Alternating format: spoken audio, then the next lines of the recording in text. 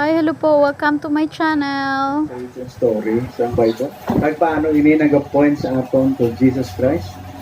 Kung tanaw naton ang message ng Bible naton, makita naton that God is faithful sa iya mga promesa. Amen? Amen kitas na. Ang isa ka major gid nga promesa sa Ginoo nga siya maga-provide sa ang Redeemer because ang humankind na fall into sin. Okay? And ina siya nga promise sa aton timpo subong, looking backward, mga 6,000 years ago, ang Ginoo nagbungat. Genesis chapter 3 verse 15, nga maga-provide siya sa Redeemer, kag ina nga Redeemer, ma-wounded, kag ang Satanas i-crush siya. Kaya mo na ang promise ng Ginoo, Genesis chapter 3 verse 15. 4,000 years after, na-fulfill ang promise because si Lord Jesus Christ na-incarnate. Genesis 1:1, the beginning was the Word, and the Word was God, and the Word was God. Baga verse 14, the Word became flesh and dwelt among us. Okay, kaya nabasahan nyo na sa inyong Bible? Okay, the book of John. Then, na-fulfill ang atoning sacrifice, the perfect sacrifice, good for all times. Yan, trabaho ni Lord Jesus Christ na. Natabo ang promise 4,000 years after. And sa aton, looking forward 2,000 years ago, confirmed. Nga ang biblical Jesus, ang Jesus lang inistoryahan sa Bible naton, historical, natabugid nga may abugi sa ng event sa history sa kalibutan. Na? Sa history sa kalibutan. Para gila. So, sa tira nga account, kita-kita naton nga ang Ginoo ko magpromisa, faithful siya sa iyang mga promises. Faithful siya sa iyang mga promises. And paano ang Book of Joshua naga-connect sa sina? So, parang makonect naton ang mga event. Kag at least ma-refresh kita kag makasiling kagid bala sa ending ang wow tuod gidya. Tiribligid ang mga fulfillment sa mga promisa sa Ginoo. As far as redemptive perspective ang aton tanawon. Importante ni kay major subject ni sang aton existence. Kung wala redemption plan ang Ginoo sa fallen humanity, di alkansi kitas ni kaya hasta lang gid ni sa huling hantungan ng kabuhi. No? Di mayo man to yang iban kay nakatilaw to sang tanan. Ang wala yan, wala gid bawi. Wala gid bawi. So tungod may eternal dimension ng kabuhi, kag may promesa, kag ang Ginoo faithful siya promesa. Kita nga mga nagtuo sa iya may hope. Amen sina Brother Rex? Amen sina. So kung nagapamati kita sa mga wali, kung wala kita na nga discipline ginhimo, nga nagbasa kita sa Old Testament narratives, kadamo sang point sa wali nga budlayan kita connect. Budlayan kita connect because malawig pala siya nga istorya, then portion lang ang gen-share sa aton, hindi ka ka-connect sa konteksto sang istorya. Agree ka mo na? So dapat nagakuan kita, nagabasa kita ni, no? Okay. Ang Book of Joshua, fulfillment na sang promise ni Lord sa kaliwat ni Abraham. Tingin gani si Lord nag-promise kay Abraham? Genesis chapter 15. Genesis chapter 15. Okay? Genesis chapter 15, ara na ang promise nagsugod. Anong promise i-review tabi Genesis chapter 15? Anong promise ako? Para nga ma-appreciate natin nga may Book of Joshua, fulfillment of God's promise. Okay? Basahan ko sa inyo. God said to Abraham, Genesis 15 verse 13, know for certain that your descendants will be strangers in a land that is not theirs, where they will be enslaved and oppressed 400 years. But I will also judge the nation whom they will serve, and afterward they will come out with many possessions. As for you, you shall go to your fathers in peace. You will be buried at a good old age. Then, in the fourth generation, they will return here, for the iniquity of the Amorite is not yet complete. It came about when the sun had set that it was very dark, and behold, there appeared a smoking oven and flaming torch, which passed between these pieces. Naghahalad sa Abraham. Aring verse 18. On that day, the Lord made a covenant with Abraham, saying, to your descendants I have given this land, from the river of Egypt as far as the great river, the river Euphrates. Amo nang promise ang Ginoo kay Abraham. Anong sunod ng mga storya sina? Remember during the time si Abraham ay pabata ha, nag-hold doon pa siya sa promisa sa Ginoo nga tagaan gid siya bata. Kaysa Genesis 15, si Lord nag-promise two things. Tagaan ta ka kaliwat nga imogid, and then tagaan ta kaduta. Amo nang promise sa Genesis 15. Okay? After sina Genesis 18, ang promise nagwa, Isaac was born. Si Isaac nagdako kag nang asawa. Sino ang asawa ni Isaac? Rebecca. Nagbata sila duwang bilog. Kapit. Sino? Jacob and Esau. Jacob and Esau. Ismael daw layong tao. Wala sa story. Okay? Jacob and Esau. Si Jacob ginbansagan nga Jacob kay oportunista mo. No? Oportunista. Oportunista. Nang asawa man. Sino mga asawa ni Jacob? Leah, Rachel. Leah, Rachel. Kag ang mga attendant nila ng adwa na asawa pagina ni Jacob. Nagbata siya pila kalaki? Pila kalaki? 12 kalaki. Ang iya bata nga kinagot. Amo magindi na kalabanan nung kinagot daw amo gid ang apple of the eye sa mga Ginikanan. Ang kinagot, ikaw si Benjamin ang kinagot. Benjamin kinagot. Pero sa bata iya sa iya beloved gid yang asawa. Rachel, si Joseph and Benjamin. Ang problema sini kay Joseph, wala damgo. Then one of his dreams, nagdamgo siya nga ang bulan kag ang bituon nagluhod sa iya.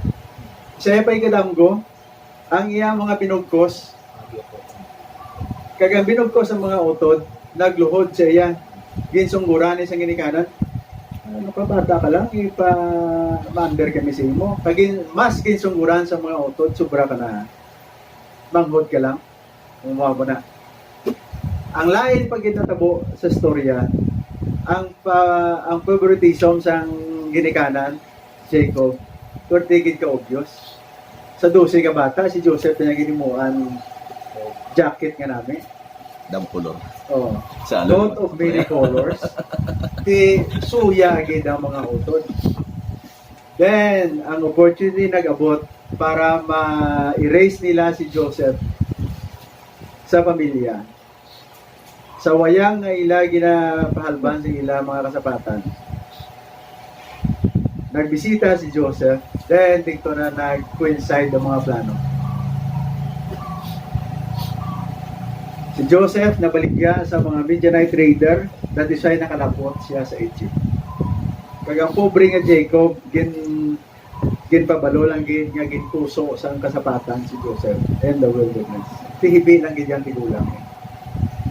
Okay? Hindi lang gid tigulang. And si Joseph nanilbihan sa balay ni Potiphar, the Egyptian officer ni Pero.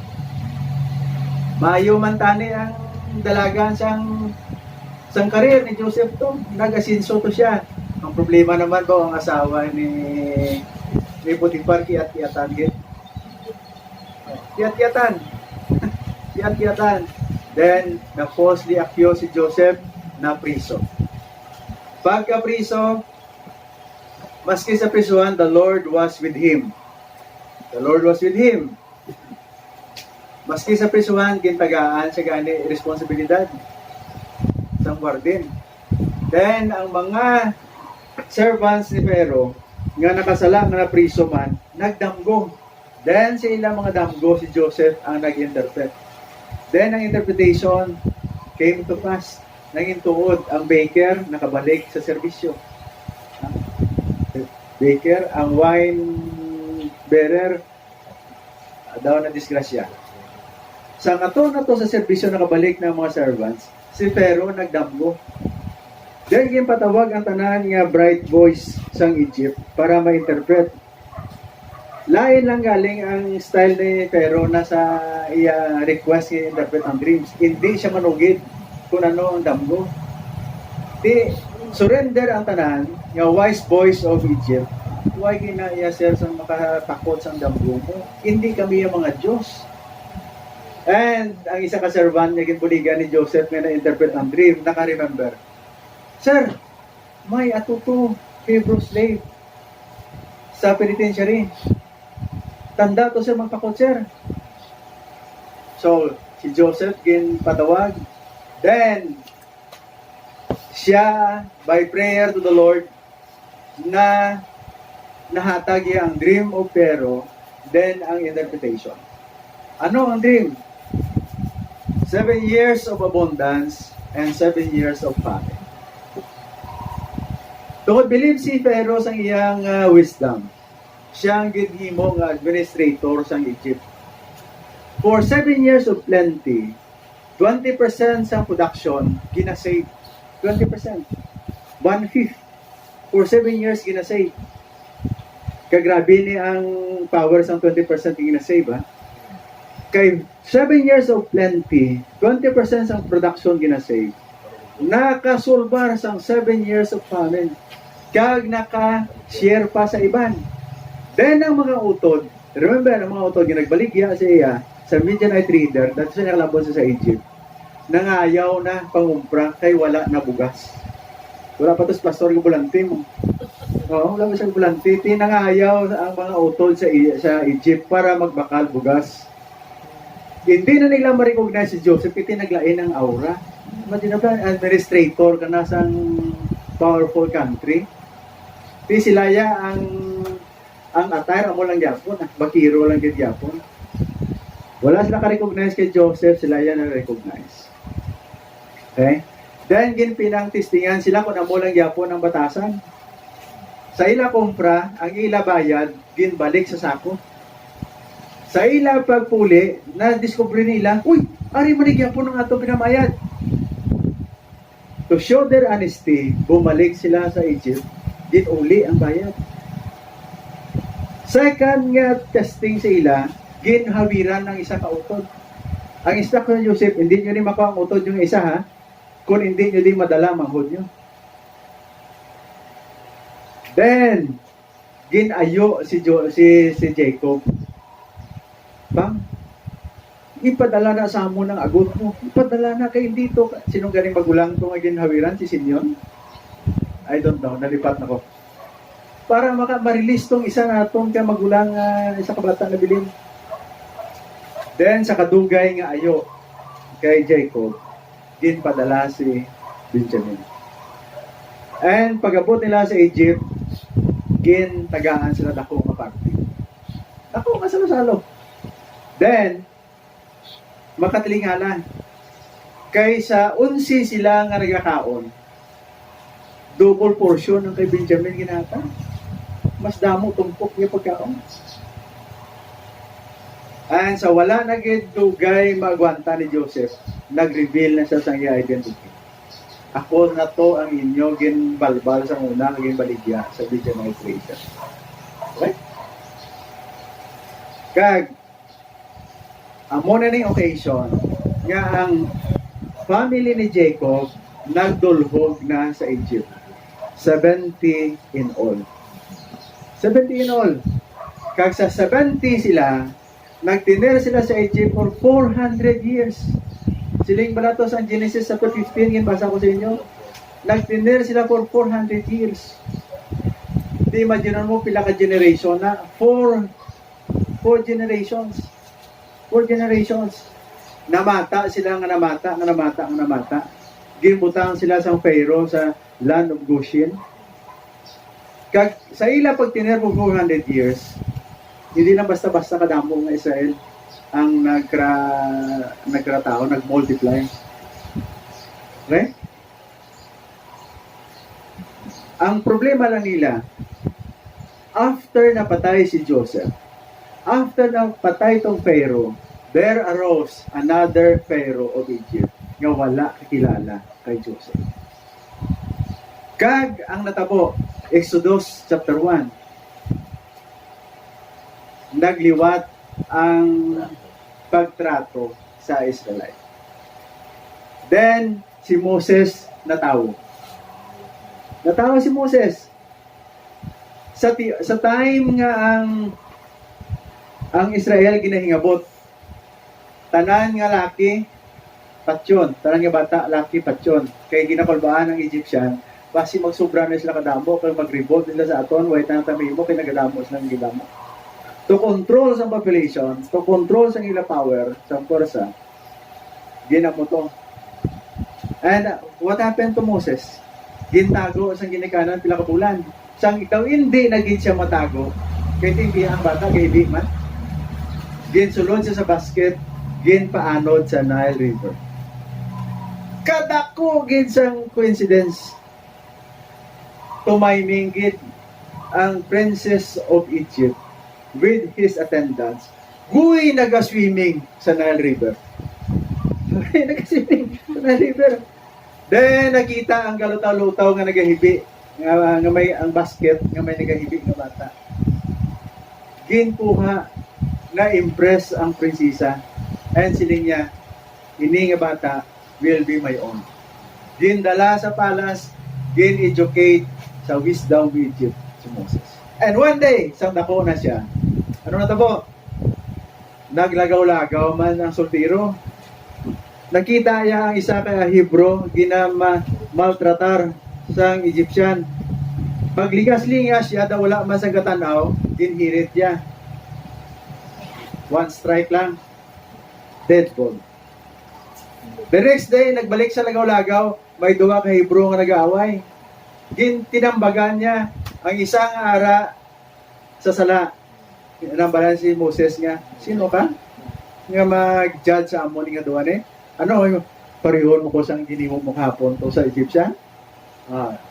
Pagkabati ni Moses, eskapo to the land of Midian. Kanaan. To the land of Midian, Kanaan. Nagtinerto siya for 40 years. Okay?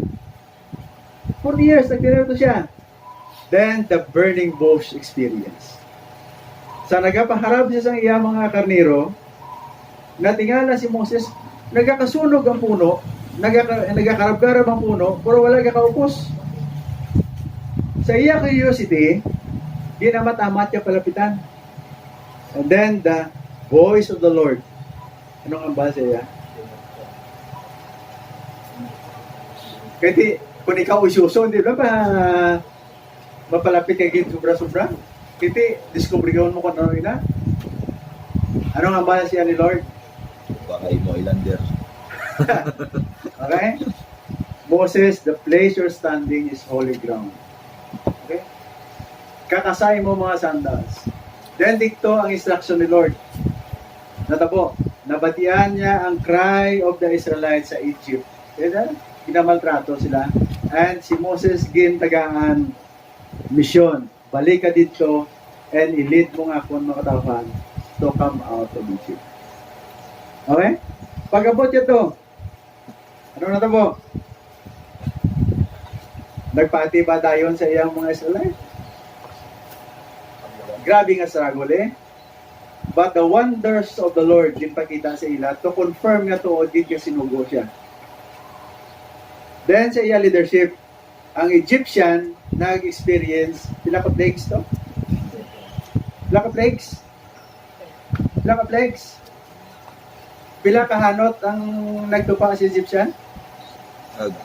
Koy do delikado. Ah, Sagagid. Pila? Oh, 10. 10.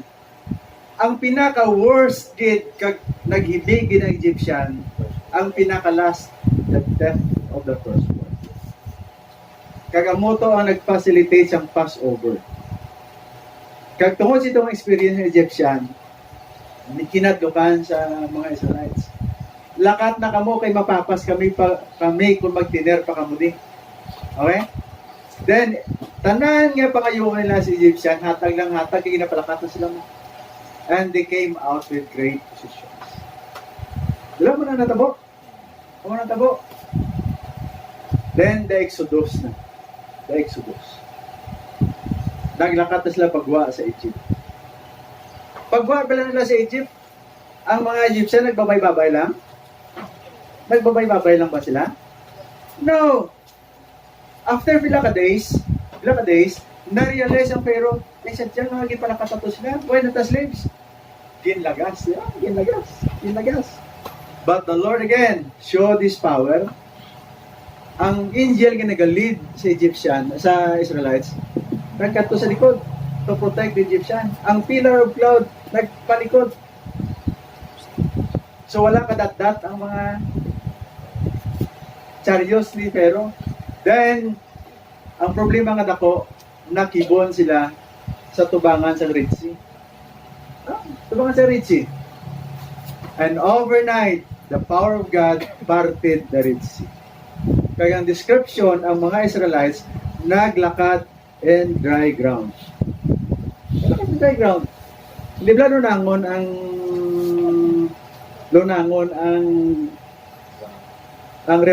ang seabed? Lunangon? Pero ang Israelite, miraculous, naglakad sila on dry ground. Mga pilayan sila kabilog. With all the positions, bata ti gulang, gabusong, may kapatipi pa, may mga kasapatan pa. Portigit, kadamo. Kay after, 2 years after sina, sa pagwa nila, pagtabok sa Red Sea, nag-first census, Book of Numbers, all the able-bodied man, 20 years old and above, 600,000 plus ang census. Kung imo lang to isipon pati asawa kag kabataan, milyon sila.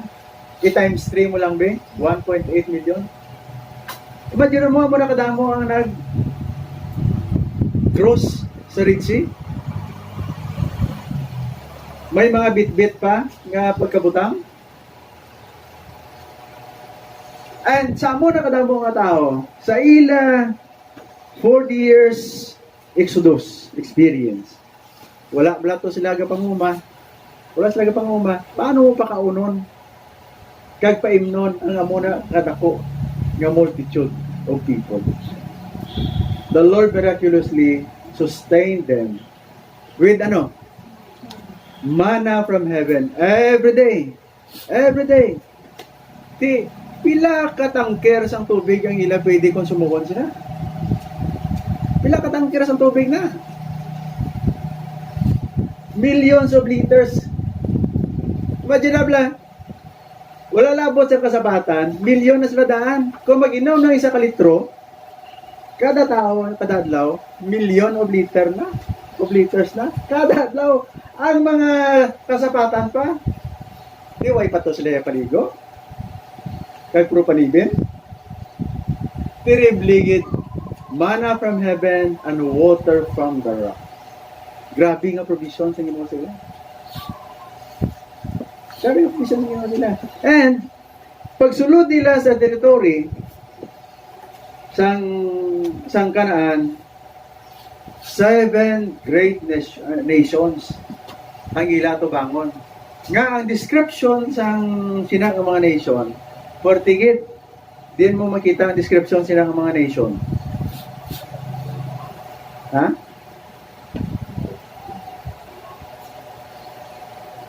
Din na makita gani? Nations stronger than themselves. Deuteronomy chapter 9 verse 1 and 2. Gusto ko basahon sa inyo para ma-feel nyo ang hindi lahog ang pagsulod sa Kanaan. Nga kung hindi faithful ang Ginoo sa ila, huwag sila mahimo. Deuteronomy chapter 9 verses 1 and 2. Hear, O Israel, you are crossing over the Jordan today to go to dispossess nations greater and mightier than you. Great cities fortified to heaven. People great and tall. The sons of the Anakim, whom you know and of whom you have heard, it said, who can stand before the sons of Anak. So kung tanong, kunin mo na siya binagbinagon nga description sa ila kontrahon. Tripligid nga, tripligid. Masiling naton nga the conquest and position of the promised land is the working of God alone, that which no man could ever do, how hard he might try. Remember ang mga Israelites nga nagwa sa Egypt, mga farmer kag mga slaves, hindi sila mga warriors. Ang ila impintrohon nga mga tropa pag-abot sa territory of Canaan, ang description sa Deuteronomy chapter 9, mga dalagko ang mga tao nga naga-star sa fortified cities. Mga syudad lang may mga walls nga tag-as. Hindi mo basta-basta masulod. With that description, sang agyan sang Israel nga nakalapot gid sila sa promised land. Nagpromise ang Ginoo kay Abraham, Genesis 15. Tagaan ta ka bata, tagaan ta ka duta. Okay? Sang time na ni Joshua nga execute na ma-fulfill na ang promise. Anong promise ni Lord kay Joshua? As I was with Moses, I will be with you. Para makita nyo ang promise ni Lord kay Joshua, Joshua chapter 1 verses 2 to 6. Moses, my servant, is dead. Now therefore arise, cross this Jordan, you and all these people, to the land which I am giving to them, to the sons of Israel. Every place on which the sole of your foot treads, I have given it to you, just I spoke to Moses. From the wilderness and this Lebanon, even as far as the great river, the river Euphrates, all the land of the Hittites, and as far as the great sea, toward the setting of the sun, will be your territory. No man will be able to stand before you all the days of your life. Just as I have been with Moses, I will be with you. I will not fail you or forsake you. Be strong and courageous, for you shall give these people possession of the land which I swore to their fathers to give them. Amo nang promise ni Lord kay Joshua, chapter 1. Pagkatuan mo ang Joshua 21, 43 to 45. All the cities of the Levites in the midst of the possession of the sons of Israel were 48 cities with their pasture lands. These cities each had its surrounding pasture lands, thus it was all the cities. So the Lord gave Israel all the lands which he had sworn to give to their fathers, and they possessed it and lived in it. Okay? 44. And the Lord gave them rest on every side, according to all that he had sworn to their fathers, and no one of all their enemies stood before them. The Lord gave all their enemies into their hands. Not one of the good promises which the Lord had made to the house of Israel failed. All came to pass. So, kung sumadahon mo, ang nagkratabo, the Lord is faithful to His promises, to all His promises, doing exactly as He had promised. O muna natabo sa book of Joshua. And sa overarching story and message of the Bible, the same ang natabo. The Lord is faithful to His promise of giving the fallen humankind Redeemer. Tagaan niya manluluwas sa mga tao. And sa aton timpo subong, looking backward 2,000 years ago, God fulfilled His promise. Okay? And sa aton timpo subong, ang exciting, we are looking forward kay si Lord Jesus Christ nga Redeemer naton, which is now sitting at the right hand of God, will come back again. Sa Ginoo, convinced ka ba sa Ibu Balachagon? God is really faithful to all His promises. Biblically and experientially. Ang aton niya ginsubay-subay subong mga biblical accounts. Kitang-kita nato ang record sa Ginoo. He is faithful to Joshua and He is faithful to the overall promise nga mag-provide siya sa Redeemer para sa fallen humanity. Amen? So sa aton gin go through, makonect na ba nato? Makonect na nato? Ang ini nga portion sa narrative sa Old Testament, this is the book of Joshua, sa overarching story and message sa Biblia. So kita ya personal responsibility naton nga manuto kita magbasa sa atong Biblia. Again, suliton ko sa inyo.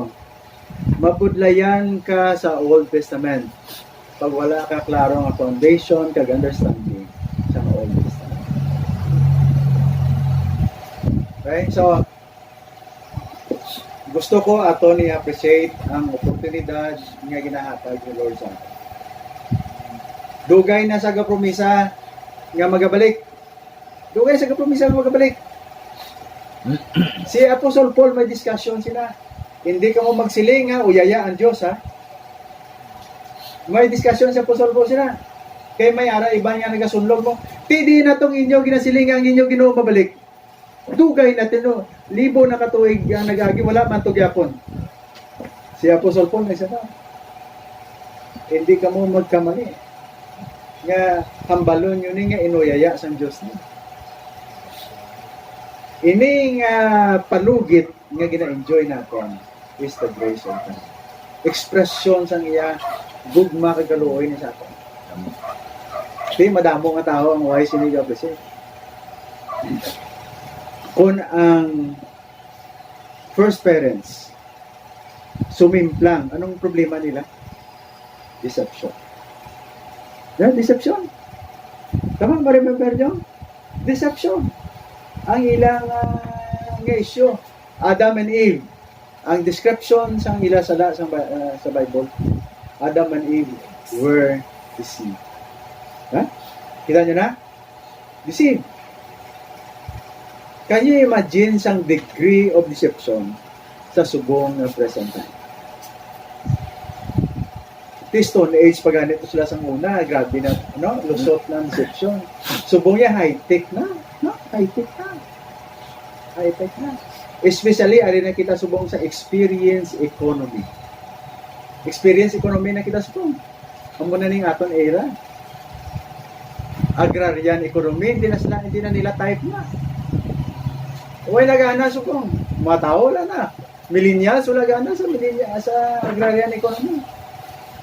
Nagbawi-bawi lang sutay, kinagkupi. Pag pandemic, nagtanong-tanong mga tao.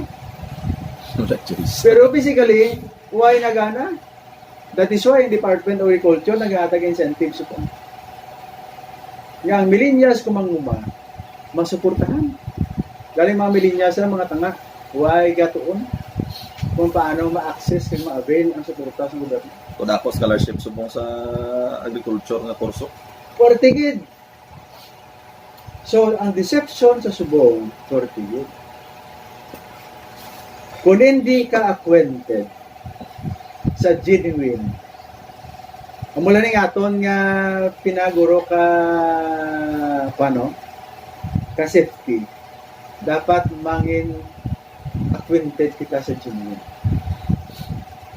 Kaya kung hindi ka acquainted sa genuine, bungguan ka na sang piki, huwag ka lang kabalo. Sa harap ako sa bangko as document examiner, ang training namon sa mga LDI speaker namon sa una. Amo ni ang cardinal principle nga ginatudlo nila sa amon para hindi ka maluksan. Kaya delikado ang obra namon sa una, ikaw ma-verify sa checking, sa mga withdrawals, sa mga interbranch transaction, signatories, amo nang obra namon, verify. Kami ang nagadeklarar nga ini nga dokumento, okay ni ang firma, okay ni bayri ni. Muna, kung sumala nga amon deklarasyon, kag nabayran ato, disgrasya gid kami nga nagpilirma kay kami mabayad sila. Di okay lang na kung sito-sikita lang ang transaksyon. May mga transaksyon nga napagita sa amon ang NBI nga tag milyon-milyon. Ang problema lang sa iya, pero mga galok, nagsiko-siko. Gindi na isang hindi na ako niya. Ang akong developer ba, tanawa blok. Kaswabi isang lok. Ako yan nagsiko. Nakabunggo lang guro to ang ballpen. Gindi na, hindi. Daw. Hindi na ako. Di, anong madabo? Pag deny, ang bangko, liable. Ginpagwa mong pundo. Nagwa ang pundo, kaya pirmahan ng document examiner nga okay na, matapat. So, ang cardinal rule ni natudlo, acquaint yourself with the genuine para malikawan mo ang titi. Ma-identify mo ang titi. Be acquainted with the genuine para kilala mo ang titi. Di ang mga membro sa simbahan mo, waay gid ka upot. Waay gid ka upot. Sa pag-survey sa kabubuton sa Ginoo nga ara ginapahayag sa Biblia, kung diin ka pamati-bati, di tribli ka delikado kay base dito ka makatune in sa maayo magro speaker nga tabi mo daw o ka logical hindi ka ayos pero bonggo gali sa prinsipyo sa for example, kaya ito na isang purpose, yeah. For example, hindi bala yung major issue sa pagkabuti. Kaluwasan sa atong kalaan. May mga nagatutlo. Nga, kung hindi ka magbaton sa Ginoo, wala may mo ang Diyos sa inyo.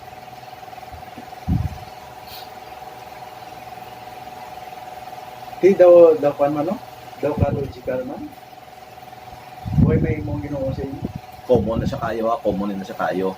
Ang mangkot mo ni, ano yung hambal sa Biblia? Di, sir, simple lang ro analyze. Sinong sovereign? Tao, Diyos. Hindi kagiho ang tao, ang Diyos kung hindi mag-approve ang tao. May mga wali mo ni.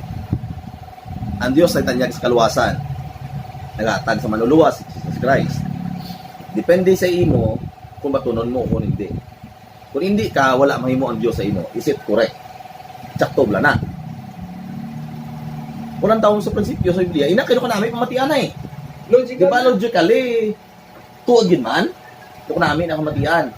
Pero lang taon taya ang side sa Bible. Amo bla na ang hambal sa Bible. Diba, amo na ang hambal niya, nga dapat mangin acquainted ta, ma-master nato, makilala nato, ano nga rin eh. So, amo na, bisan ako magwali, bisan siya gahambal, hindi magpati directly nga ihambal na, piyo-piyo na. Hindi, lantawas Bible. Iwali ko na da, hindi ano pagpati. Lantawang Bible, basi ko na akong iwali, tinikal ra to. Kinanglan mag-adapt kita sa Berean spirit. Si Paul na gid nagawali. Si Kon tagid basi ya Tama naman. Nakita nyo da ang account sa Biriyan? Buko box, no? Simple na ginagawali, gina-check agad. So, kita, sa aton niya study subong, kailangan maghahatag kita sa dedication, dito. Kaya, kailangan natin maintindihan ang instruction sa